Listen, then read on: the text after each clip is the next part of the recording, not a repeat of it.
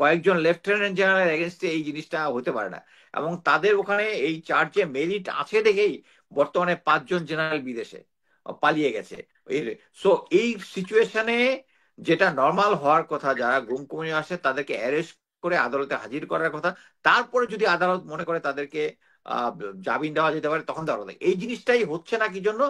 এবং এইটার সাথে রিলেটেড হচ্ছে জেনারেল ওয়াকারের প্রভাব। জেনারেল ওয়াকার সরে যাওয়ার পরেই আওয়ামী লীগের যে সমস্ত গুম খুন যারা করেছে তাদেরকে ক্লিন করলে বাকি আপনারা যেটা বলতেছেন আওয়ামী লীগের লোকজন যে সমস্ত জায়গায় বসে আছে, they will get a message যে যারা মাসল পাওয়ার ছিল এই সরকারের তারাই চলে গেছে, এবং এই মাসল পাওয়ারের পক্ষেই ইন্ডিয়ান যে মিডিয়াগুলো আছে তারা বলে যাচ্ছে। এটা তো একদম ক্লিয়ার যে জিনিসটা ইন্ডিয়া অপছন্দ করে ওটা আমাদের জন্য ভালো। আমি মনে করি প্রফেসর ইউনূস থাকবেন। আমি মনে করি প্রফেসর ইউনূস থাকবেন। উনি সরকার যেভাবে চলে, আমি আমার আন্ডারস্ট্যান্ডিং এ যেটা সেটা হচ্ছে যে বাংলাদেশের যে এখন আইন শৃঙ্খলা পরিস্থিতি থেকে শুরু করে যত ধরনের সমস্যা আছে এর মূল সমস্যা জেনারেল ওয়াকার। কারণ উনি হচ্ছে লাস্ট স্ট্রেংথ। আওয়ামী লীগ বলেন, ভারতীয় হেজিমনি বলেন, তাদের, এবং এটা উনি এক্সপোজও করে দিয়েছেন আমাদের কিছু কিছু বুদ্ধিজীবী এখন যেভাবে জেনারেল ওয়াকারকে নিয়ে কথা বলতেছেন, এটা মানে মূল একটাই লক্ষ্য, সেটা হচ্ছে যাতে একটা ফ্রি ফেয়ার মানে উনার আন্ডারে ফ্রি ফেয়ার ইলেকশন হবে, আমি এটা বিশ্বাস করি। কিন্তু জেনারেল ওয়াকার যদি এখানে সেনা প্রধান থাকেন, এখানে এই ইয়াটা ফ্রি ফেয়ার হবে না, এখানে আহ শক্তি প্রয়োগ হবে। বাট এই জন্য আমি মনে করি যে দেশের মানে ফিউচারের জন্য। কিভাবে আপনি কনফিডেন্স পাচ্ছেন যে এই সরকারের অধীনে, মানে ডক্টর ইউনূস সরকারের অধীনে ফ্রি ফেয়ার ইলেকশন হবে? অনেকেই তো না বলছে যে এখানে আওয়ামী লীগের মানে যারা আওয়ামী লীগে ছিল তারাই বসে আছে, তারপরে আবার এখানে সরকারের নিজস্ব কিছু পছন্দ মতো লোকজন আছে, মানে যেগুলো একটু বিতর্ক তৈরি করছে। ইভেন শেখ হাসিনার আইনে যেটা আর কি নির্বাচন কমিশন গঠন করা হয়েছে। তো এত কিছুর মধ্যে আসলে সুষ্ঠু নির্বাচন হবে বা ফ্রি ফেয়ার ইলেকশন হবে কিভাবে মনে করছেন? না না, ফ্রি ফায়ার ইলেকশন হবে তখনই যদি জেনারেল ওয়াকার যদি না থাকে। সরিয়ে দেওয়া হয়। জেনারেল ওয়াকার যদি থাকে ফ্রি ফায়ার হবে, এটাই আমি বলতে চাচ্ছিলাম। সেটা হচ্ছে এটা বুঝতে হবে যে আমাদের এখনো এই যে আমরা যে গুম কমিশনের কথাটা জানি যে গুম কমিশন এখন পর্যন্ত 25 জন অফিসারের এগেনস্টে বিদেশ যাত্রার নিষেধাজ্ঞা দিয়েছে, কিন্তু কেউ কি অ্যারেস্ট হয়েছে? একমাত্র জেনারেল জিয়াউল হাসান ছাড়া তো আমি কাউকে দেখি না।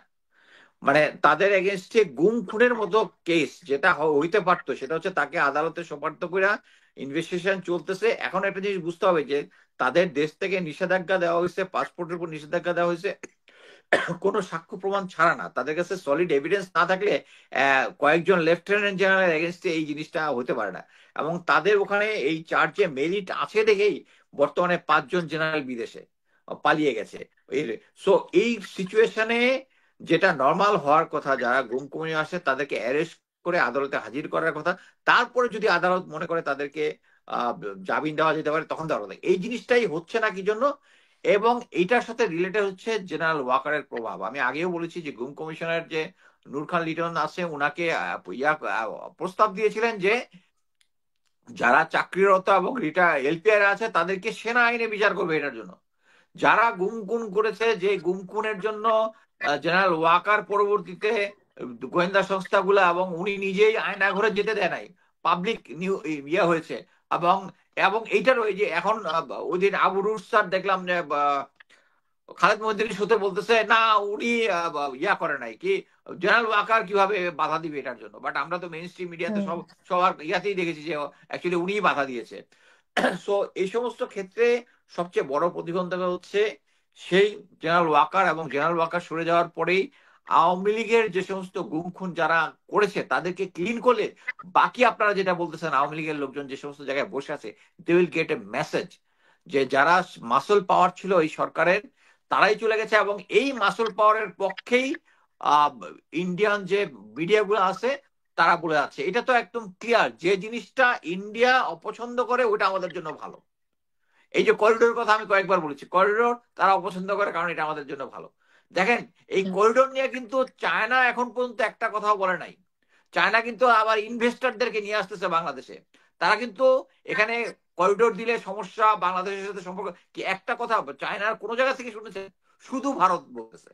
শুধু ভারত বলতেছে, ভারতের স্পিকার জেনারেল ওয়াকার বলতেছে, বিএনপি বলতেছে। মুস্তাফিজ বলেন। মুস্তাফিজ আমি মনে হয় আমাদের বাংলাদেশে যিনি অ্যাম্বাসেডর আছেন, চাইনিজ জি অ্যাম্বাসেডর, তিনি জি বোধহয় সপ্তাহ দুয়েক আগে জি একটা প্রোগ্রামে, ইনডোর প্রোগ্রাম, ওখানে জি। অবশ্যই উনি বলেছেন যে এই করিডোরের যেটা হচ্ছে এটার সাথে চীন কিন্তু ইনভলভ না, এটুকু বলছেন, আচ্ছা, এর বেশি বলেন।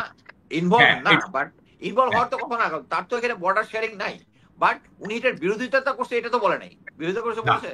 না এইটাই আমি বললাম যে এটার সাথে চাইনিজ ইনভলভমেন্ট হচ্ছে, উনি বলুক আর না বলে ইমপ্লাইড মিনিং হচ্ছে যে এটা নিয়ে উনি তো কোনো কনসার্ন করে নাই। আমি বলতে চাচ্ছি যে এটার এগেনস্টে চায়না এখন পর্যন্ত কোনো কিছু বলে নাই। হ্যাঁ, অ্যাকচুয়ালি অফিসিয়ালি যদি দেখেন, জাতিসংঘ যদি করিডোর করে, তাহলে স্টেক হোল্ডার কারা? বাংলাদেশ, আরাকান আর্মি, আর হচ্ছে মায়ানমার জান্তা। সো এখানে চায়না তো আসার কথা না, ইন্ডিয়া আসার কথা না।